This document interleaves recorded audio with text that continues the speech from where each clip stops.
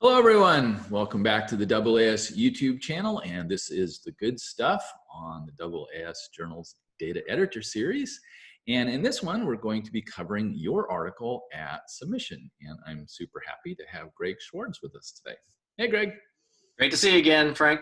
Good to see you again, too. I noticed you have some fine literature behind glass there. Is that all your astro stuff, or is that a mixture of? It is about a 2/3 astro stuff, and then or 1/3 astro stuff and 2/3 psychology stuff. Since my wife is a research psychologist, so okay, she's kept more of her books than I have. Okay, huh? That could be an interesting combination. The psychology of astronomers. We've talked about how we could merge our research, and maybe if there was another April Fool's type ABJ, we could probably sneak some. Oh, yes. Well, maybe we ought to get your wife on here and talk about the psychology of astronomers in general. No, I think let's not go that far. Very cool. Okay, an author comes in and they're super excited, I hope, to submit their article to AAS Journals. So supplement, the main journal, letters, research notes, HA, Planetary Science Journal, our newest journal, PSJ. And so the first thing that happens when your article goes through is it goes through the production office. So they make sure that they can render the PDF, and and you've got all your author names, and hopefully you're putting in your ORCIDs, things like that. And then it enters into the stream of the editors, and that includes the scientific editor, the lead editor, and the data editors. So Greg, at what point do you engage a manuscript at submission, and what do you do with the article at submission? Right. So maybe just as a little bit of a background, I think about 4 years ago, as most people may or may not know, we completely reorganized the whole structure, right, of the journals. Before, we used to have editors-in-chiefs of like the AJ and the letters and the ABJ, right? And the publication board decided that was a little bit inefficient. We could streamline this. So of course, everything now is under Ethan as the editor-in-chief, and you got your little lead editor fiefdoms that you've talked about already. But as I bring this up because as part of that, I think that whole group that was looking at restructuring also started to think about how can we change other things that we do, and how can we leverage some of our assets. So shortly after that, one of the things that came out was, what if we kind of proactively looked at articles to make suggestions. And I think some of that also came out because, at least from my point of view, we're getting a little bit frustrated with the fact that we've been doing some data things for a long time, as evidenced in that last series, but people don't seem to know about them yet.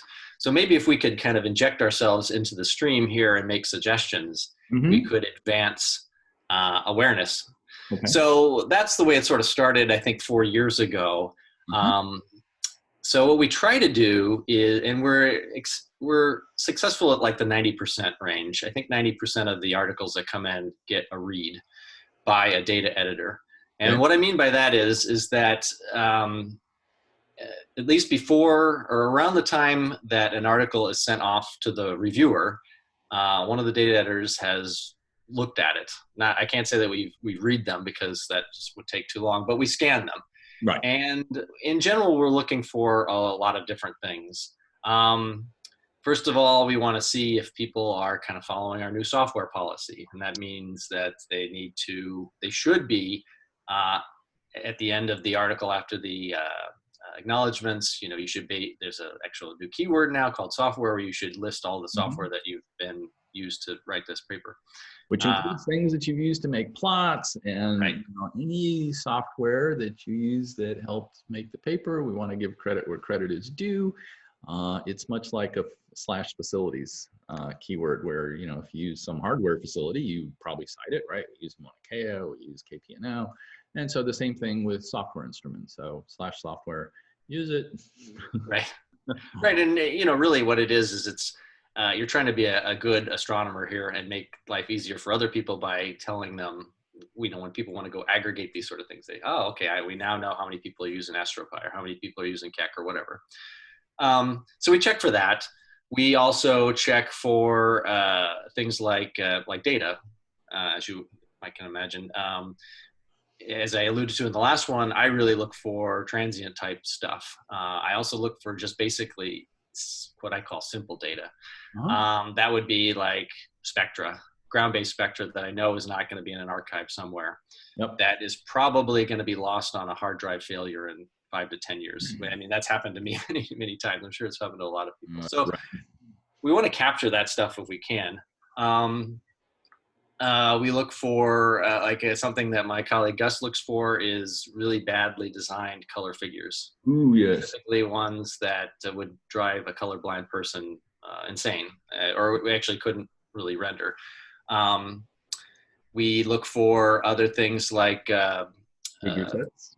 Yeah, ways to save in publication charges. Many times people in appendix just dump a whole bunch of figures, and we come back and say, this is really going to cost you $600.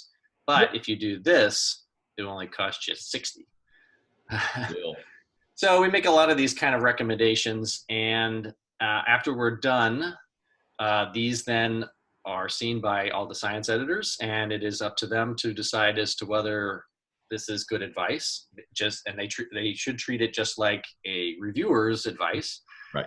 And they can then pass it on to the author if they find it's necessary. And I don't know if you're actually going to do one on statistics with Eric Feigelson's, but I should point out that not only is there a data review, but there's also a statistics review that Eric does separately. So from our perspective, we're trying to improve the service that we provide to the authors by making suggestions, making sure they're following certain aspects of our policies, and really also looking out for our readers by trying to make the articles a little bit more useful when they're finally published. And that's the goal. And not just making suggestions, but actually doing some of the heavy lifting on the backside to help authors. For example, if they've got machine readable tables in some wild format or otherwise. So there is some heavy lifting involved. It's not just scanning and giving advice and then you never see it again. So we'll actually cover that in probably the next video on what happens to your manuscript after submission when editors are on it. So I'll just talk a little bit about my experience with the data editor suggestions. So typically when you're in the system currently, this takes the form of a sticky note. There's a sticky note that comes up when you come up on the manuscript page, and there will be a data editor suggestion. And so what happens with that depends a little bit on the flavor of the manuscript, I guess I would say, and sometimes where it is in its review process.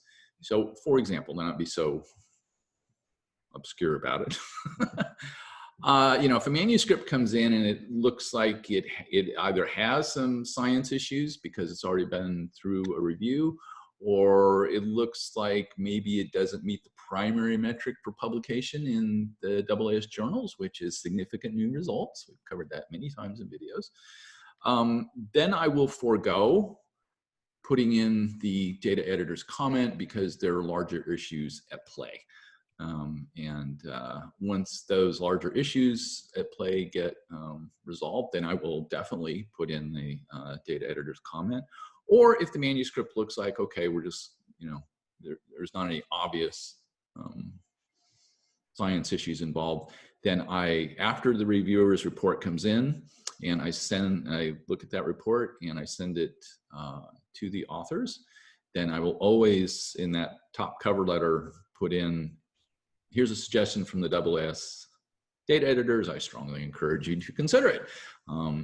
I've never had any, sometimes people forget, they go immediately to the referee report and they don't necessarily read what the editor is saying. So at a fraction of the time, 10%, 15%, people will not read that. And so then they get a gentle reminder that this was not addressed. But I've never had anybody say no. Right? Once you make that suggestion to use the / software, or provide the data behind the figure, or describe your animation a little better, I've never had anybody say, no, we're not going to do that. So it's really just about the awareness of making that part of the process. Yeah, I think that's sort of the goal. We're not trying to be too heavy-handed here and Yeah. say, you really need to supply everything. We're trying to, what you've literally got laying probably on your desk or in a hard drive, and it shouldn't be too hard to upload it. So it's very heartening to hear that there have not been too many complaints. I have not received too many complaints, but maybe I just lived a charmed life. No, well, yes, you live a charmed life because you have psychology books in your background. Um, no, more than usual, people are just happy to do it. It's just the awareness of doing it, and also everybody's been on the reverse side, right? They've looked at a paper and they've particularly maybe looked at a spectra from a ground-based telescope. Boy, I wish I had that light curve or that spectra, and it's Yeah. not available. And so then they go through gyrations to approximate what is in the figure. And so I think most people have been on the backside of that. And so don't want to make somebody else go through that pain. So they're usually more than willing to share. And then broadly speaking, very broadly speaking,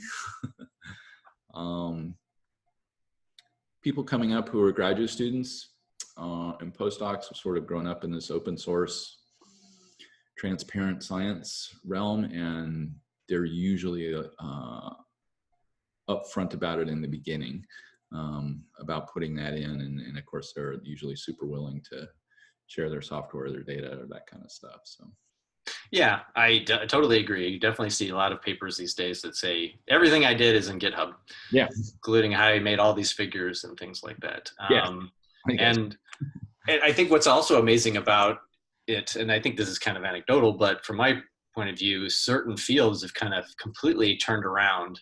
Ooh, yes. So, for example, in my experience in the field of exoplanets, when you talk about /software, just a couple of years of prodding people to talk about what software, it's now becoming very uncommon to see a paper that doesn't have it. Right. And as you can imagine, in an exoplanet paper, there's so much software that they use just to do almost everything. So these lists can be quite long. I'd say you'd be very hard pressed to find any astronomy paper submitted today that does not use data or software. I mean, that's part and parcel of what we do. That's right. So it's about sharing it. And yeah, exoplanets has the advantage, of course, that it's a younger field. So there's not quite the, what shall I say, inertia that would be associated with older fields. Yes. So, but I think what I found is that if you think about the lifespan of an astronomer that wants to do research, the fraction of time that they're actually doing the publication part is so small. I mean, if you start from writing the proposal to going to the telescope or getting the data, analyzing the data, there's a little window of writing and then submitting, and then you forget about it. And it's very hard to get people in that little tiny window. And you're right, the young, it's a little bit easier to infect them with new ideas. Right. But eventually we will get there. So we just keep pushing. So exactly. AAS data editors do stuff at the AAS meetings. There'll be some stuff coming up on AAS 236 about this. We're now doing a YouTube video about it. So, we just keep hammering the message, and eventually the idea is to maybe work Greg out of a job, because everyone will be doing their data products as part of the submission. So, well, I don't know if that'll ever happen, because, we'll just move on to something else. We'll come up with data products, or I'm just I understand the levity, but I think the underlying point is that the society is very receptive to author comments. Yeah. As we talked about in that last series, figure sets came about because of someone wanted to do something. There's many examples of people have said, you should do X. And we went, you know what? That's a great idea. Let's do it. So please, come find me at a meeting, or my colleagues, or Frank, or, contact us if you've got things that you want to see. We definitely want to hear them. Let me throw one out. I've heard. Okay. People have advocated or wanted to do a little audio or video abstract of their article to accompany it. So maybe that's a future direction for data and describing what your paper is about. Well, we do have some of the framework for that in our when you in the peer review system when you're uploading. There's a type for audio, and I'm not actually sure, but I think we might actually have a couple of cases where people have done that. Certainly, from an accessibility point of view, it makes a lot of sense to have everybody do that. There are some technical hurdles, and of course, there's obviously the education aspect of doing it. But I think that's a great idea. Yeah, and I could easily see how, we do have a 250-word abstract limit, so somehow that 250-word abstract limit could turn into a 25-minute video on what the paper's about. So yeah, but anyway, it's a potential future direction, and there will be other ones that come up, and I'm really glad that you and Gus are on the ball and helping authors with their manuscripts at submission, and also in a larger sense, helping the community at the time of submission. So cool, Greg, I want to thank you so much for your time today, and we will see you on the next one where we'll probably chat about after the submission and let's say your paper is now in post-production and what happens then with the data editors. Okay, so thank you, everyone. Bye. Bye-bye.